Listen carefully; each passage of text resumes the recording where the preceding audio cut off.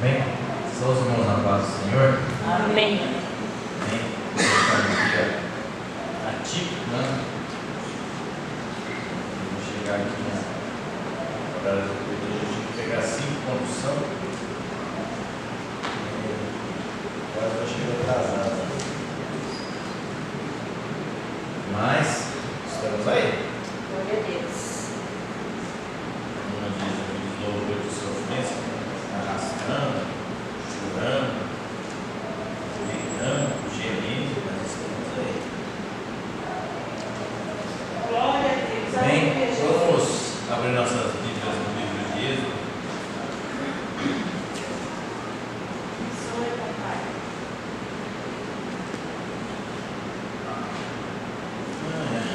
Êxodo, capítulo 3, e o verso 19 e 20. Tu és santo, Senhor. Obrigado, meu Deus. Lembrando que nós estamos falando sobre promessa,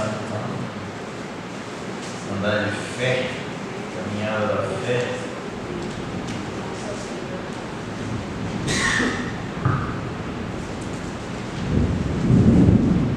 Amém? Todo mundo encontrou? Diz assim, 19: Eu sei, porém, que o rei do Egito não vos deixará ir, nem ainda por uma mão forte, porque eu estenderei a minha mão e ferirei o Egito com todas as minhas maravilhas que farei no meio dele, depois vos deixar ir. Amém? Senhor, em nome de Jesus, Pai, eu te agradeço de novo, Senhor, por essa oportunidade. Deus, obrigado, Pai. Senhor, Pai, eu sei que é difícil, Senhor, as dificuldades vêm, Senhor, as barreiras vêm, Senhor, mas nós sabemos, ó Pai, que somos mais que vencedores em Cristo Jesus. Nessa noite, Pai, nos ajuda, Senhor, a desempenhar o papel a que nós somos chamados, Pai, porque nós somos chamados para ministrar a Tua palavra, nós somos chamados, Senhor, para ser testemunho da Tua obra, do Teu poder. Nessa noite, Pai, eu te peço, cuida, Senhor, de cada vida que está aqui, Senhor, de cada vida que veio para ouvir. Que não seja eu, Senhor, mas seja a Tua palavra, Senhor, falando nos nossos corações, meu Pai. E que nós possamos, ó Pai, nos converter, nos mover, ó Pai, diante da Tua glória e do Teu poder, ó Pai. Sê conosco nessa noite, Pai. Espírito Santo, Tu és bem-vindo, Senhor, para estar conosco, Senhor, para falar conosco, para nos orientar, para nos corrigir, para nos redarguir, Senhor, e para nos exortar. E principalmente, ó Pai, para nos consolar diante da Tua grandeza e do Teu poder, em nome de Jesus. Amém. Amém? Aleluia. Nós estamos estudando o livro de Êxodo, né? E se a gente começa a ler, eu estou lendo novamente, para dar uma relembrada do que eu já li um tempo atrás, né? Então, se a gente vai passando o tempo, a gente começa a esquecer das coisas. Passa algum tempo sem ler, a minha memória não é fotográfica, então a gente acaba tendo tendo que voltar a reler. Amém? Pergunta: quantas pragas tem no livro de Êxodo?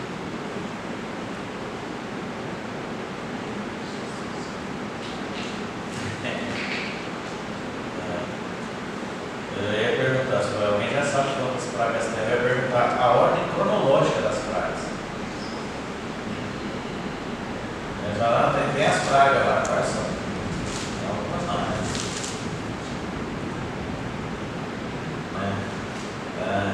São perguntas que a gente faz de vez em quando, as pessoas falam, mas você não tem nada a ver, não. Despertar, a ter curiosidade para compreender, para aprender, né? Porque às vezes a gente vai conversar com algumas pessoas ali e a gente acaba sendo engolidos, literalmente, por não conhecer a Bíblia. Paulo descreve que nós temos que ser exímios manuseadores da palavra de Deus. Amém? Hoje nós vamos falar das pragas. Depois você conta comigo quantas são, depois no final você vai saber. Amém? Êxodo capítulo 7, verso 20.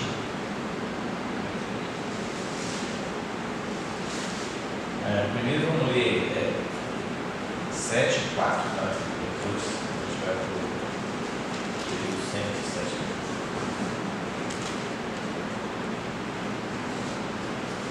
Diz assim, ó: Faraó, pois não ouvirá, então eu porei minha mão sobre o Egito, e tirarei os meus exércitos, meu povo, os filhos de Israel, da terra do Egito, com grandes juízos. Na outra tradução que nós lemos aqui, com grandes maravilhas, com grandes sinais. Então, vamos para a nossa primeira praga. Êxodo capítulo 7, verso 20. Eu estava lendo esse texto aqui, eu vi uma coisa que eu nunca tinha reparado. Eu vou compartilhar com vocês aqui. Êxodo 7, 20. Você pode deixar sua Bíblia aberta aí no Bíblia, nós vamos ler bastante hoje. E Moisés e Arão, assim como o Senhor tinha mandado, então Arão levantou a vara e feriu as águas que estavam no rio, diante dos olhos de Faraó e diante dos olhos dos seus servos. Assim todas as águas do rio se tornaram em sangue. E os peixes que estavam no rio morreram. O rio cheirou mal e os egípcios não podiam beber água do rio. Então houve sangue por toda a terra do Egito. Amém? Então a primeira praga que Deus vai fazer, o primeiro sinal que Deus vai fazer no meio, na frente de Faraó, através da vida de Moisés, é que as águas se transformem em sangue. Aí a gente pergunta, mas por que Deus fez isso? Água transformar em sangue vai matar os peixes, não tem nada a ver com os bichinhos, é natural, bom para pescar, para brincar, para alimentar. Mas por que Deus fez o primeiro sinal no rio? Porque os egípcios tinham o rio Nilo como o panteão dos deuses, onde nasciam os seus deuses. Ele era o criador dos deuses. Então, quando o Nilo era cultuado como uma divindade. Então os faraós eles cultuavam o rio. Por quê? Porque havia as enchentes. Quando as enchentes vinham, isso aí nós aprendemos lá na sexta série, na nossa aula de história, que o rio vinha as enchentes, o rio transbordava, as águas baixavam e aquelas terras ficavam férteis. E os magos de Faraó, eles previam quando o rio ia encher. Você sabe como? Quem imaginou aqui? Simples, irmãos. Ele com uma régua lá, um pedacinho de madeira, só ia observando. Ele falava: daqui a tantos dias a água vai transbordar. E a água vai transbordar, porque ele já tinha esse conhecimento passado de pai para filho. Mas enfim, e aí a Bíblia diz que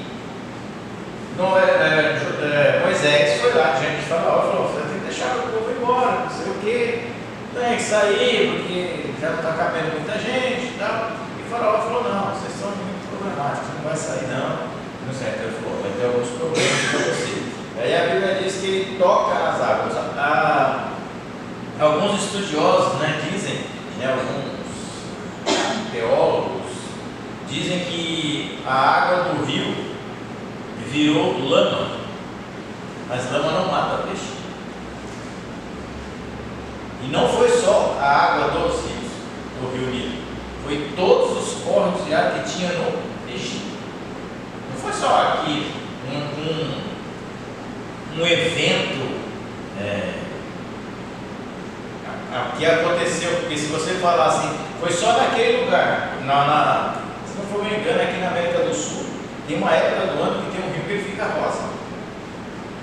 Eu não sei se é no Peru, ou se é no Chile, nos países andinos aí, e tem uma época do ano que ele fica rosa mesmo, porque desce o calcário, sedimenta, e aquela água fica rosa. Mas aqui não. A água diz que os peixes morreram todos e ninguém podia beber água, porque todas as fontes de água, até os poços que eles cavavam, viravam sangue. Então, quando você para o que Deus fez isso? Deus fez isso. O primeiro passo foi mostrar o poder dele. E aí ele pega já logo aonde os egípcios adoravam. Essa aqui é nosso porto seguro, a nossa fonte de alimentação, é aquele que provê o nosso sustento. E ele vai e transforma-se as águas em sangue. Mas é interessante, se você ler, os magos de Faraó vão lá e fazem o quê? A mesma coisa. Eles transformam a água em sangue. O Faraó falou: grande coisa, Moisés. Tá aí o Zezinho, que eu conheço desde criança. Foi lá e fez a mesma coisa que você. Vai pra lá, vai procurar sua turma. E aí, Moisés volta para casa e fala: não está dando certo isso, né? Aí Moisés pega e Deus fala para Moisés: agora vamos tratar outro assunto. Vamos lá, desde o capítulo 8, o verso 6.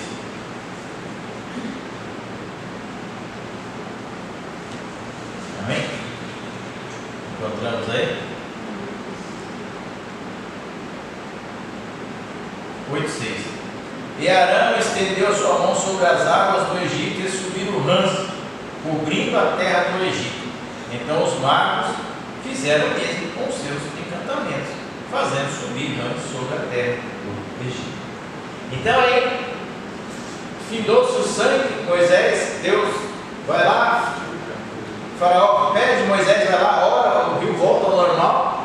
E aí Faraó: não, deixa quieto, não vai funcionar, senão ele continua com seu coração endurecido. E aí Arão pega, estende as suas mãos e faz aparecer rãs, né? Aí a pergunta: por que ele fez aparecer rã e não serpente?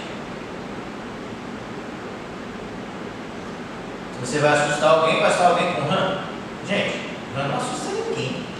Saco não assusta ninguém. A rã está lá, coitada, quietinha lá. Vai morder você com aquele monte de dente que ela tem? Não vai. Vai te dar uma chave de braço? Não vai. É uma rã, um bichinho. Não assusta ninguém. Mas a rã, ela tinha uma representatividade. A rã representava a deusa Egecte. E Este chama a deusa da fertilidade dos egípcios. E aí ela enche. Então Deus está usando as duas maiores as situações interessantes para mostrar para os egípcios que a coisa não funcionava daquele jeito. E essas rãs pegam, elas invadem o Egito. Não é que veio 3 rãs. Veio rã no shopping, tinha rã no McDonald's, tinha rã no Habib's, tinha rã no rio, na praia, tinha rã no restaurante, não sendo comida, mas se servindo, né, sentado na mesa. Tinha rã em tudo quanto é lugar. E a Bíblia vai dizer que os magos de Faraó vão lá e fazem o quê? As mesmas coisas. Por quê? Porque até agora vocês estão entendendo que os magos estão fazendo o quê? Eles estão copiando. A Bíblia diz que Satanás, se possível fosse, ele enganaria até mesmo os escolhidos. Aí Paulo descreve em Coríntios: ele se transforma em anjo de luz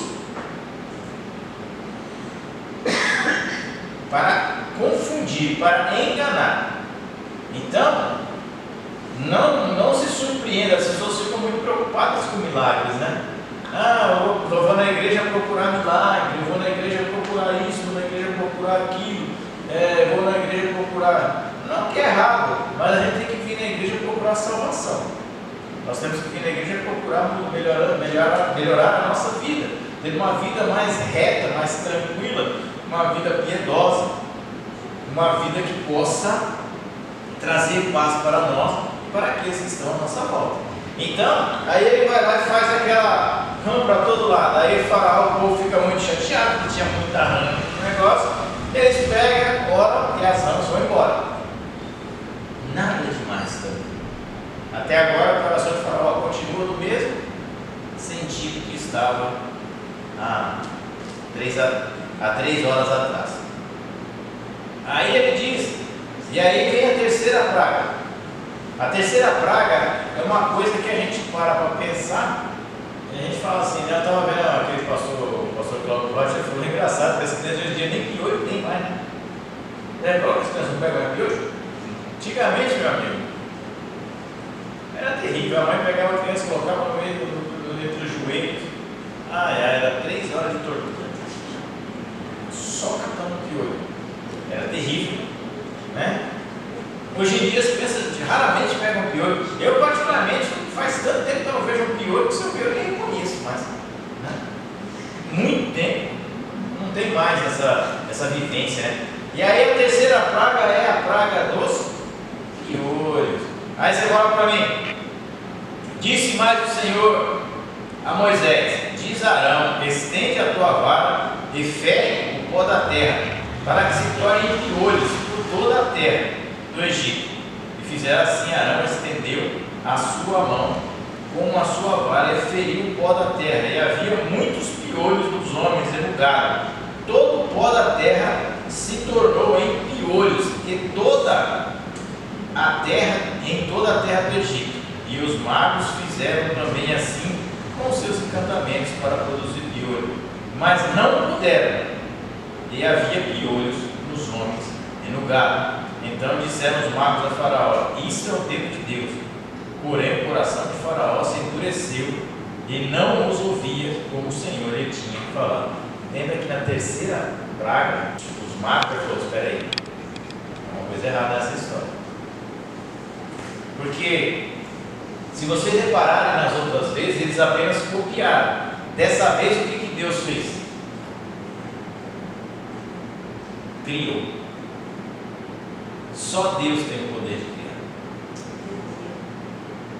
Então Deus falou para Moisés, ela fala para Arão, dá um toquezinho no pó da terra. Irmãos, você já viu um lugar para ter mais pó do que no Egito?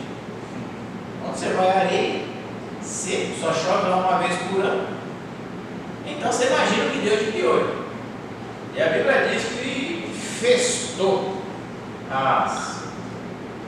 os povos, infestou toda a casa de Faraó.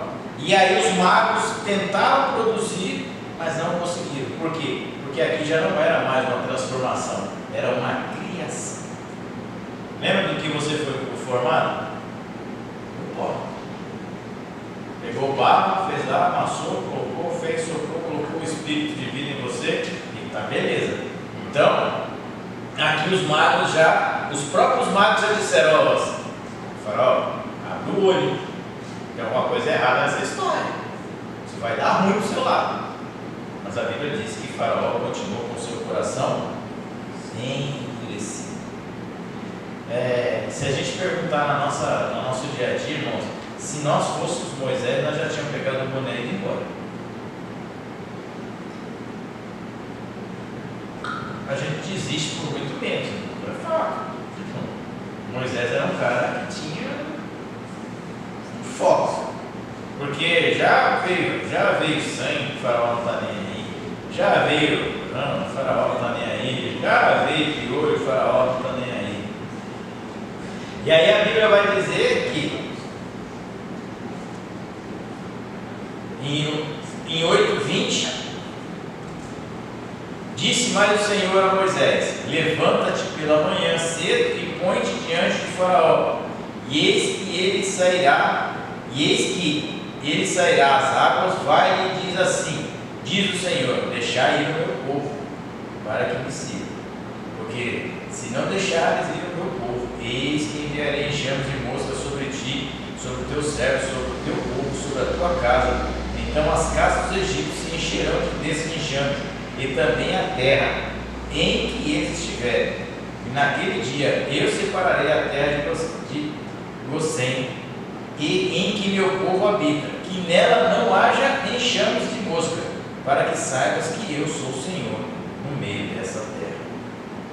E porei a separação entre o meu povo e o teu povo, assim se fará esse sinal. Aí aqui nós completamos lá em Zacarias, né, que ele diz, Malaquias que diz, e aí você saberá a diferença entre quem serve e quem não serve a Deus. E a Bíblia diz que Arão vai lá, levanta a sua mão e veio o enxame de mosca. Irmãos, se tem uma coisa no mundo que me irrita é mosca. Pensa numa coisa que me irrita, mosca. Não é à toa que o pai dela chama Beelzebub, né? Pai das moscas. Ô bicho nojento. Um dia desse eu fiz Minha esposa bateu um suquinho de morango com leite, com geladinho, aquele que você tomou em casa. Minha cunhada sabe o que eu falo. Suquinho geladinho, tá? E eu peguei o suco, coloquei lá, como eu não gosto de muito gelado, coloquei ele lá, fui até o fogão pegar alguma coisa para comer. Quando eu cheguei, tinha uma mosca nadando de costa no suco. Estava bom. Eu passei uma raiva, porque eu detesto aquele bicho, ainda mais que ele cai no meu suco. E é incrível que ele cai sempre no seu suco, ele cai sempre na sua comida. É um bicho extremamente nojento, é um bicho que traz doença, embora as pessoas não acreditem, né? A gente está no churrasco, irmãos, meu Deus do céu. Você faz um churrasco, tem mais mosca do que... Mas essas moscas, elas eram diferentes, por quê? Porque elas eram ensinadas, elas eram adestradas. Não era mosca comum. Essas moscas eram adestradas, porque elas só iam onde estavam os egípcios. Mosca adestrada. Eu queria essas moscas longe da minha casa. Não, vai para mosca adestrada. E elas foram e começaram a importunar. Alguém aqui nessa terra, né? Alguém dessa igreja já foi naqueles pastos onde tem animais, vaca, cavalo? Geralmente é em agosto, que vem aquelas mosconas marronzona, que te ferrocha com sangue danado, e elas não param de te morder 24 horas por dia, quando você está no pasto. Essas moscas, elas incomodam e elas causam feridas em alguns casos. Então a terra se encheu de mosca, né? E as moscas começaram a encher, infestar a comida de Faraó, a morder a criança dele, o filho dele, começou a mexer com a sogra dele, com a mulher dele. Ele falou: não, pera, eu não aguento mais esse negócio. Foi lá e falou, então chamou Moisés, Faraó a Moisés e disse: ide, sacrificai ao vosso Deus nessa terra. Eu queria que vocês parassem aqui para prestar atenção num pequeno detalhe nessa frase de Faraó. Qual era o desejo de Moisés? Liberdade, libertar o povo. E para fazer o quê? Para adorar a Deus. Qual foi a proposta que Faraó fez para Moisés nesse versículo que nós dissemos aqui, no versículo 25? Vamos ler aí? Alguém lê a tradução diferente da minha? Então chamou o Faraó a Moisés e Arão e disse: ide e sacrificai ao vosso Deus nesta terra. Tem uma tradução diferente? Chamou o Faraó a Moisés e Arão e disse: ide, oferecei sacrifício ao vosso Deus nessa terra. Amém? Aqui dá um segredo espiritual. Esse é o maior perigo da igreja hoje. Não se adora a Deus no Egito.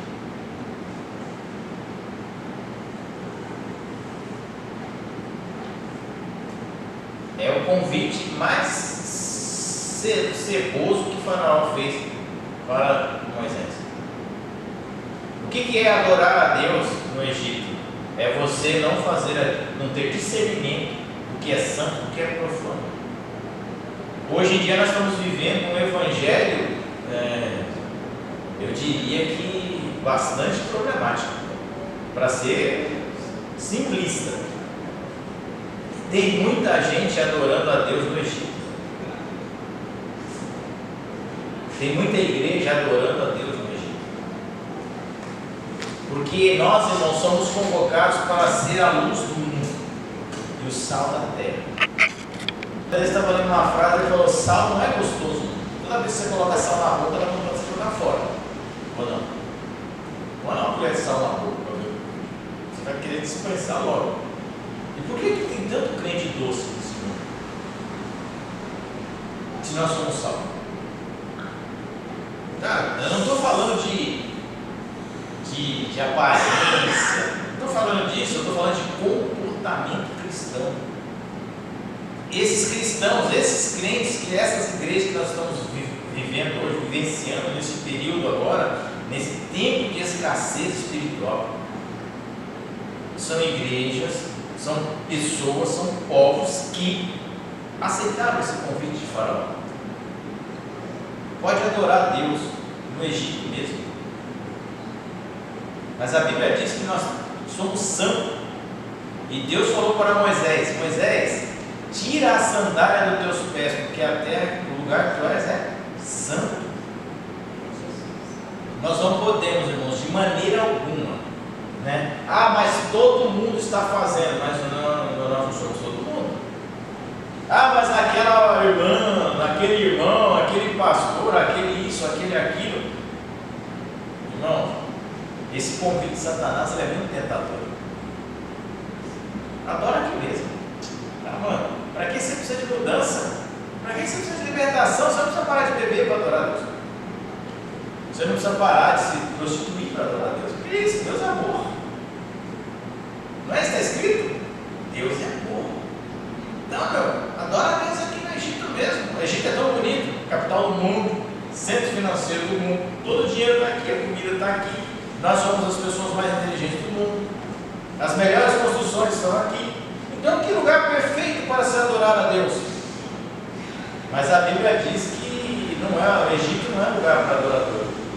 O Egito é lugar para escravidão. E tem muitas pessoas, infelizmente, nesses dias de hoje, que estão aceitando o convite de Faraó.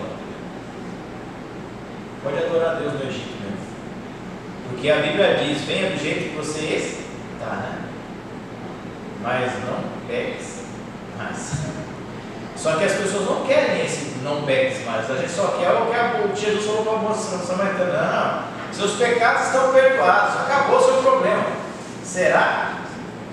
Não. Vai, não pegues mais. Então essa é a dica que eu tenho para vocês dessa praga aqui dos piolhos, né? Das moscas. É o convite que Satanás fez para Moisés. Um convite bem peculiar, né? Que nós recebemos ele todos os dias. Não, dá só, abre só esse vídeo, não tem problema não, ninguém está vendo. Dá só aquela olhadinha, tá? Não. Nós temos que sair do Egito. Nós verdadeiramente temos que sair do Egito. Porque no Egito só tem escravidão, só tem morte. E aí a Bíblia diz, né, que aí Moisés responde: não convém que façamos assim, porque sacrificaríamos ao Senhor Deus sacrifícios abomináveis para os egípcios, né? Moisés deu uma desculpa lá, né? Porque o egípcio não sacrifica esse tipo de animais, aí a gente vai manchar a terra, né? Porque Moisés sabia que ele não poderia fazer esse tipo de sacrifício. 9:6. Amém? Lá vamos nós. E o Senhor fez isso no dia seguinte, e todo o gado dos egípcios morreu. Porém, o gado dos filhos de Israel não morreu nenhum, né? Faraó mandou verificar e viu que o gado de Israel não morreu nenhum. Porém, o coração de Faraó se agravou e não deixou ir no seu povo. Essa aqui é a praga dos rebanhos. Então, a cultura de um povo lá, né, a sobrevivência daquele povo do Egito era baseada na pecuária, tinha lá suas pecuárias. É a mesma coisa que você pegar esses fazendeiros que são milionários aí hoje, né, e todo lugar deve morrer. Num dia só, morreu. Dá um mau surto lá, parada cardíaca, sei lá o que deu no bicho, morreu tudo. E aí a Bíblia diz que o Faraó ficou encucado. Mas peraí, por que só o meu morre? Explica para mim isso aí. Foi lá dos egípcios, dos israelitas, tudo gordinho. Sará, mastigando capim no cano. O Faraó falou: pô, o que será que Deus veio contra mim, né? De vez em quando o inimigo fala: será que Deus tem alguma coisa contra mim, né? Então essas coisas aqui aconteceu, que a mão do Senhor veio e feriu todo lugar. Não foi o anjo, foi a mão do Senhor. Então toda a economia do Egito, daqueles homens, a maioria delas foi poder financeiro. E aí a Bíblia vai dizer que Faraó foi lá, olhou e falou: quero saber, continua do mesmo jeito. O coração de Faraó continua duro. Aí o versículo 9, capítulo 9, versículo 10. E eles tomaram, isso também é da hora, toda vez que eu vejo isso aqui eu dou risada, né? Vamos ver o versículo 8. Então disse o Senhor a Moisés: Arão, tomai vossas mãos cheias de cinza do forno, e Moisés a espalhe para o céu diante dos olhos de Faraó, e tornar-se-á em pó miúdo sobre toda a terra do Egito, e tornará em sarna, que arrebente em úlceras, vai pensando, nos homens e no gado, por toda a terra do Egito. E eles tomaram a cinza do forno e puseram-se diante de Faraó.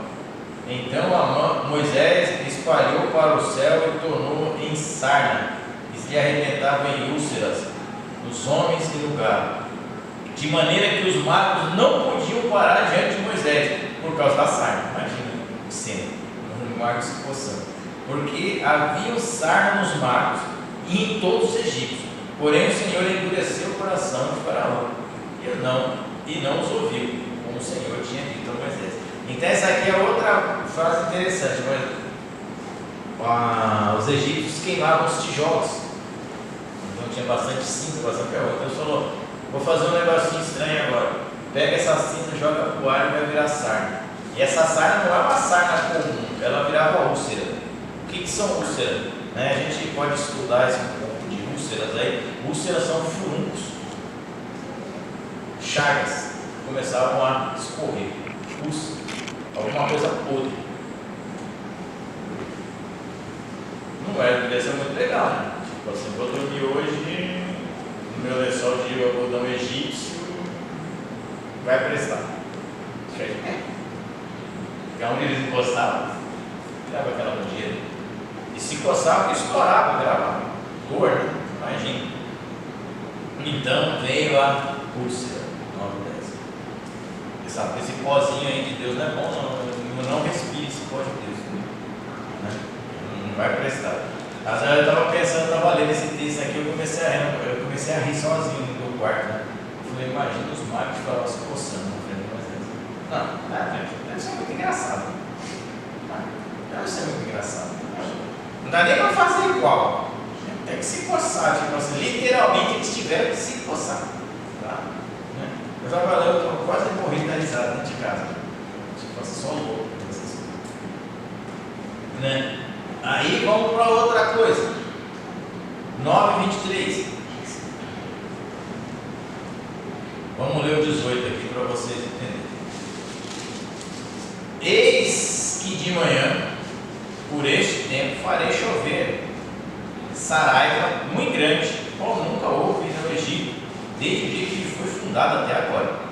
Agora, pois, manda recolher o teu gado, tudo que tem nos campos, todos os homens e animal, que for achar no campo que não for recolhido, sairá, cairá sobre eles, morrerão. Quem dos servos de Faraó temia a palavra do Senhor, fez com que o seu servo e o seu gado não abrigassem em casa, nas casas. Mas aquele que não tinha consideração pela palavra do Senhor, deixou seu servo e seu gado no campo. Então disse o Senhor a Moisés: estende a tua mão para o céu, e haverá saraiva em toda a terra do Egito, sobre os homens, sobre o gado e sobre toda a erva do campo e a terra do Egito. E Moisés estendeu a sua vara para o céu, o Senhor deu trovões, saraiva. Também fogo corria pela terra, imagina, irmãos. E o Senhor fez chover saraiva sobre a terra do Egito, e havia saraiva e fogo misturado entre as saraivas, tão grave como nunca houve em toda a terra do Egito, desde que veio a ser uma nação. E a saraiva feriu em toda a terra do Egito tudo quanto havia no campo, desde homens até animais. Também a saraiva feriu a toda a erva do campo e quebrou a todas as árvores do campo. Somente a terra de Gozém, onde estavam os filhos de Israel, não havia saraiva. Que coincidência. Então Faraó mandou chamar Moisés e Arão e disse: esta vez eu pequei, o Senhor é justo e eu e meu povo ímpio. Orai ao Senhor, pois que basta, para que não haja mais trovões de Deus, nem saraiva, então vos deixarei ir, e não ficareis mais aqui. Então ele disse a Moisés: e saindo das cidades, estenderei a minha mão ao Senhor, e os trovões serão, e não haverá mais saraiva, para que saiba que o Senhor é o Deus da terra. Então aqui nós estamos falando de uma saraiva, irmãos, que mata gado. Qual é uma pedra, o tamanho de uma pedra para matar um boi? 5 quilos? Uma pedra de 5 quilos vindo do céu, ela deve alcançar umas 4 toneladas, né? Mais ou menos. Provavelmente isso é pela lei da física. Então as pedrinhas que caíram naquele dia foram pedrinhas de 5, 6 quilos, 10 quilos, 15 quilos, quem sabe? Pedrinhas de gelo. Se você tivesse com suco, era só pôr o copo lá fora. Quando a gente era criança, chovia gelo, alguém nunca fez, pôs a canequinha lá para catar pedrinha de gelo. Será que só eu fazer isso? Se ela não pega a canequinha de gelo, ela fica chupando gelo. É uma delícia aqui, não sei porquê. Então a uma chuva de pedra, ela acaba não só com os animais, ela acaba com a erva do campo, com as árvores, acaba com tudo. E é interessante que no meio da saraiva tinha fogo. Explica, gente, como é que fogo e gelo andam junto. Até hoje eu não entendi isso. Geralmente o gelo apaga o fogo, mas na mão de Deus o gelo e o fogo andam junto, né? E aí a Bíblia diz que destruiu tudo. Aí Faraó fala para não, chega, dessa vez. Aí Faraó tem a primeira síndrome, a primeira queda na sua consciência. Não, eu pequei contra o Senhor e meu povo é ímpio. Sabe aquele crente que peca e fala: eu pequei, pisei na boca, não é só da boca para fora? Faraó. E aí Faraó fala: não, pode orar para Deus, vai ser liberar todo mundo. Aí Moisés orou, o céu limpou, e Faraó falou: o quê? Não vai sair. Você vai ficar assim. Vai ficar aqui. Não vai para o lugar nenhum. Né? Aí vem a outra. Né? 10, 13. Que é a famosa praga dos gafanhotos. Versículo 12 assim: então disse o Senhor a Moisés: estende a tua mão sobre a terra do Egito, que os gafanhotos venham sobre a terra do Egito, comam toda a erva, a terra, tudo que deixou a saraiva. Depois eu não contexto, mas para frente vai chegar lá. Então estendeu Moisés sua vara sobre a terra do Egito, e o Senhor trouxe sobre a terra um vento oriental, do qual todo aquele dia, toda aquela noite, então aconteceu que pela manhã o vento oriental trouxe os gafanhotos. E vieram os gafanhotos sobre toda a terra do Egito, e assentaram-se sobre todos os termos do Egito. Tão numerosos foram que antes dessa nunca houve, e nem depois deles haverá. Porque cobriram a face de toda a terra, de modo que a terra se escureceu. Assim comeram toda a erva da terra e todo o fruto das árvores que sobrou da saraiva, não ficando verde algum nas árvores, nem na erva do campo, em toda a terra do Egito. Então Faraó se apressou a chamar Moisés e Arão e disse: pequei contra o Senhor vosso Deus e contra vós. Agora, pois, peço que ele me perdoe o meu pecado somente dessa vez, e orareis ao Senhor vosso Deus, e tirarei a forma um papo furado de Faraó. Então dessa vez Deus fez uma chuva de pedra, caiu a chuva de pedra, destruiu quase tudo, mas o que sobrou da chuva de pedra, Deus mandou uma chuva de gafanhoto. Quando você fala de uma chuva de gafanhoto, nós estamos falando de uma coisa assim, mais ou menos do tamanho do estado de São Paulo, a nuvem. E esses gafanhotos eram interessantes, porque ele comia tudo que era verde. Tudo. Árvore, folha, plantação. O que sobrou de verde, aqueles que não ficou nada verde na terra do Egito. Então a colheita que tinha escapado da pedra virou comida de gafanhoto. E aí Faraó vai lá e faz todo aquele drama de novo. O Senhor, porém, endureceu o coração de Faraó. É engraçado que a Bíblia diz que Moisés levantou a voz, o mesmo vento que trouxe o gafanhoto, levou os gafanhotos de nós. Eu não sei para onde, mas que levou. Né? Aí vem que a Carol falou aqui a semana retrasada. engraçado, né? Uma coisa interessante, né? 10:22, né? 10:21. Então disse o Senhor a Moisés: estende a tua mão para o céu, pois virão trevas sobre a terra do Egito, trevas que se apalpem. Não é trevas comum, não se acende a lanterna do celular e vai andar. Não. E Moisés estendeu a sua mão para o céu e houve trevas espessas em toda a terra do Egito por 3 dias. Não viu um ou outro, e ninguém se levantou do seu lugar por 3 dias. Mas todos os filhos de Israel tinham luz em suas habitações. Olha que bonito. Então Faraó chamou Moisés e disse: servi ao Senhor somente, fiquem vossas ovelhas. Aí Faraó faz uma segunda opção: vocês podem ir, mas fica a sua vaca, fica a sua ovelha, fica seus bens, seus pertences aqui. Aí aqui a gente poderia trazer para o mundo espiritual: sirva a Deus, mas deixe os seus valores aqui. Deixe todos os seus valores aqui. O que você tem de bom, deixa aqui no Egito. Vai servir a Deus. E aí a Bíblia diz que tem uns estudos que diz que essa escuridão, ela podia ser apalpada, você podia pegar. Aí a pergunta é: por que Deus fez isso? Essas trevas. Qual era o nome do Deus Sol? Não era Deus Ra? O Deus Sol do Egito. A Bíblia, Deus falou: se esse é o seu Deus, vai ficar 3 dias sem ver ele. E ninguém via. Era bom que você não conseguia ver ninguém que estava do seu lado. Tipo, você andava, quer dizer, ninguém andava também, só os judeus andavam. Pensa comigo, né? E aí, essas trevas foi a penúltima praga. E para nós encerrarmos as pragas, vem uma praga que não foi muito legal. Porque todas esses pequenos problemas que nós tivemos aqui, que nós vemos, era apenas um preparatório para o que Deus iria fazer. As pessoas falam: nossa, eu sofro que nem Cristo sofre como eu. Não, fica tranquilo, tem mais. E aí a Bíblia vai dizer, no capítulo 12, no verso 29, uma coisa muito interessante, né? Aqui se traz a última praga que houve no Egito. Vamos lá?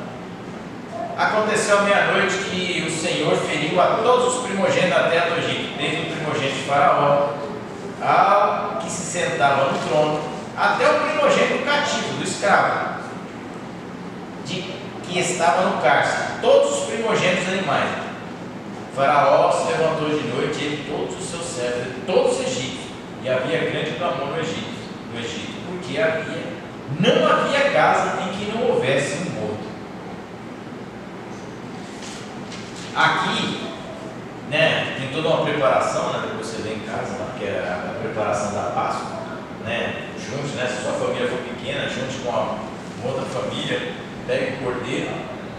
O cordeiro tipifica Cristo, simboliza Cristo, né, ali na morte, na cruz do Calvário, que vai perdoar os nossos pecados, né. A morte não tem poder sobre o sangue, né? Não existe expiação de pecados se não houver derramamento de sangue. A Bíblia vai dizer que Moisés fala para ele: agora vai ficar um pouco mais chato.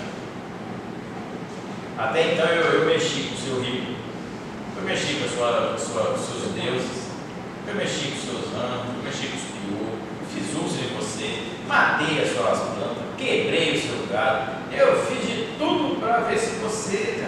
Mas dessa vez eu vou mexer no seu pessoal, não só no seu. Por sua culpa, eu vou mexer no pessoal de todo o Egito. Por causa de um homem, todo o Egito teve a mesma sentença. Qual era a sentença? A morte do seu primogênito. Por que o primogênito? Porque o primogênito era o que era. Era ele que herdava a maior parte da herança. No caso do Faraó, que herdaria. Então, quando você imagina de noite, você acorda, você está deitado na sua cama, bonitinho, aconchegante, né? Na sua king size, e se levanta de noite para dar uma olhada nos seus filhos. você chega aos seus filhos, o seu filho mais velho está morto. Aí você começa a gritar, entra em pânico, que o seu filho morreu. Mas aí o seu vizinho do lado também começa a gritar. E aí o vizinho da frente começa a gritar. E aí a cidade inteira começa a gritar. Eu não sei quantas pessoas morreram naquele dia. Mas eu garanto para você que no mínimo 2 milhões de pessoas morreram naquele dia. E a morte não veio só para Faraó. Ela veio para aquele que estava no trono e veio para aquele que era escravo. Todo aquele que não tinha a marca do cordeiro, a marca do sangue nas suas portas, foram extirpados. Não há na história precedente igual de uma mortandade desse nível. E quem fez foi o Senhor. Por quê? Porque Deus queria fazer com que Faraó fosse humilhado, porque Faraó se achava um Deus. Que ele falava, ó, tinha mais poder do que o Deus, né? Então Deus pega e faz todo esse estrago. Quando o Faraó levanta e vê o seu primogênito morto, aí ele fala, não. Aí não é o Faraó que manda ele dizer, foi o povo. O povo falou para o Júlio, olha, pelo amor de Deus, sai de perto de mim, vocês atraem azar. Não é possível. Leva tudo que você quiser. Por isso que a Bíblia diz, né, que quando nós lemos em Gênesis, que a Bíblia diz que Abraão profetiza, né, que eles sairiam do Egito com as suas mãos cheias.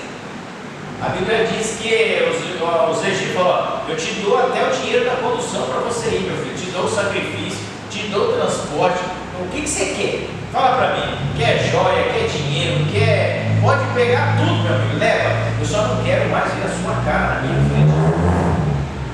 Sabe quando a gente é uma pessoa abençoada de Deus, quando nós somos abençoados por Deus, não é que eu estou falando de prosperidade, mas quando nós somos abençoados, parece que tem uma coisa que as pessoas não querem a gente perto. Não, esse cara é abençoado demais. Me irrita a pessoa dele. Me irrita. Eu não quero. Ele tem tudo. Ele é bom demais. Então eu não quero ver você perto. As pessoas não querem. Que a gente fique perto delas, né? Porque a presença de Deus nos incomoda. Né? Incomoda as pessoas. Incomoda aqueles, né? Aqueles que não tem essa coisa. Então, às vezes a gente fica chateado, né? As pessoas ficam chateadas. E às vezes a gente fica chateado, por que ninguém quer ficar perto de mim? Eu tinha tanto amigo, agora tem mais amigo, não sabe por que não lá. Não é que é. Pensa no Deus. Vamos lá. Eu coloquei alguns significados das pragas aqui. Né? O primeiro dele é Deus é o único e verdadeiro Deus. Mesmo que o inimigo tente imitar o seu poder, nunca conseguirá definir, nunca conseguirá criar nada. Ele vai imitar. A terceira coisa que nós temos é as pragas, elas servem para, significa que ele tem um cuidado especial a quem ele escolhe.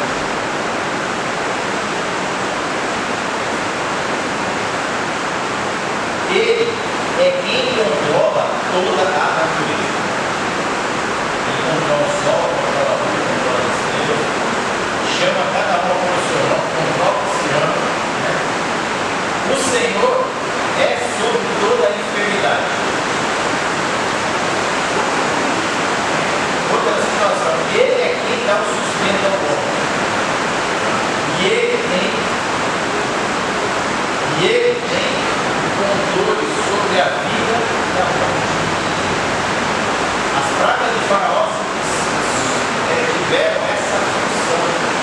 Essa era a função. Para mostrar que existe um Deus que cuida do seu povo e que ninguém tem poder maior do que ele. E nem chega perto dele. Às vezes a gente para para pensar, mas por que a gente ouve muito, né? O que será Deus nos deixa acontecer cada coisa? Ele é simples assim, vai brigar com ele. Chega lá,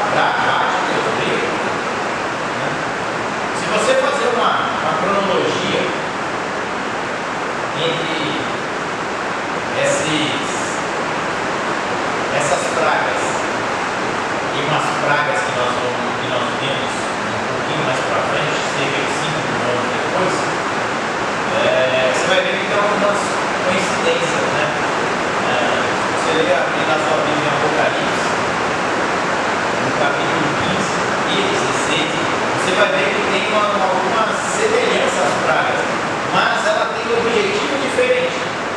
Se aqui era para mostrar o poder e a grandeza de Deus no livro do Êxodo, lá em Apocalipse é para atormentar aqueles que não creram.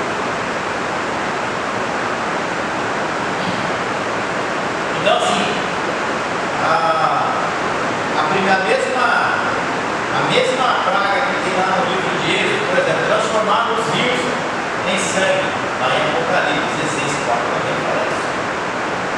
Mas para aqueles que não obedecem a Deus, muda? Não. Assim como o faraó não obedecia a Deus, a gente acha que vai mudar, não vai mudar, irmão. O dia desse eu estava lendo Apocalipse, já faz um tempo, ano passado, e é uma coisa interessante, que a Bíblia diz que os homens vão passar por todos os flagelos, e eles ainda vão se levantar e se rebelar contra Deus.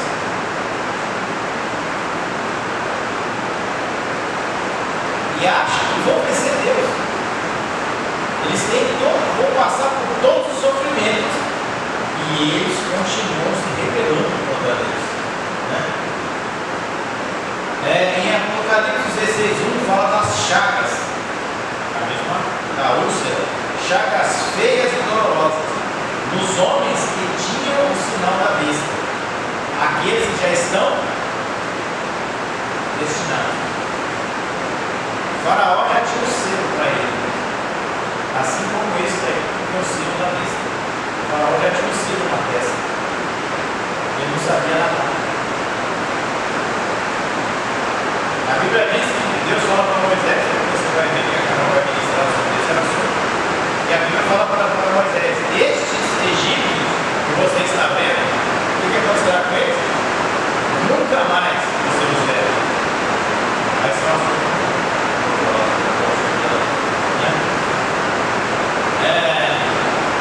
o mar se torna sangue. A diferença é que lá no livro de Êxodo, só os rios, aqui o mar vai se tornar sangue. Em 16:8, o sol terá calor para queimar os homens como fogo. Alguém passou um calor aí semana passada, né? Estava reclamando, né? Tinha até um memezinho que o cara falou: eu preciso me consertar, que se o calor desse dia eu não estou aguentando, eu quero ir para o inferno. Eu tenho que mudar minha vida. Porque estava quente, mas quente, né? Tipo assim, muito quente, passar mal. Então a Bíblia diz que naquele tempo vai ter um calor que vai queimar os homens como fogo. Eu não quero estar aqui, mas eu estou precisando. Né? A outra situação, outra taça que vai acontecer vai secar o rio Eufrates. Aí tem duas vertentes. Uma diz que isso aconteceu quando o Babilônia caiu, a outra diz que isso vai acontecer quando o povo de Israel cercado, mas aí é uma coisa teológica, vamos deixar para um outro dia, né? Então são coisas que vão acontecer no livro de Apocalipse para aqueles que já estão condenados, assim como o faraó já estava condenado, ele só não sabia. Aquele que é rebelde contra Deus, ele já está condenado, ele só não sabe. Se ele continuar nesse caminho, ele vai perecer. Por isso que Paulo nos ensina lá em Efésios 6, né? Revestir de toda a armadura de Deus. Para quê?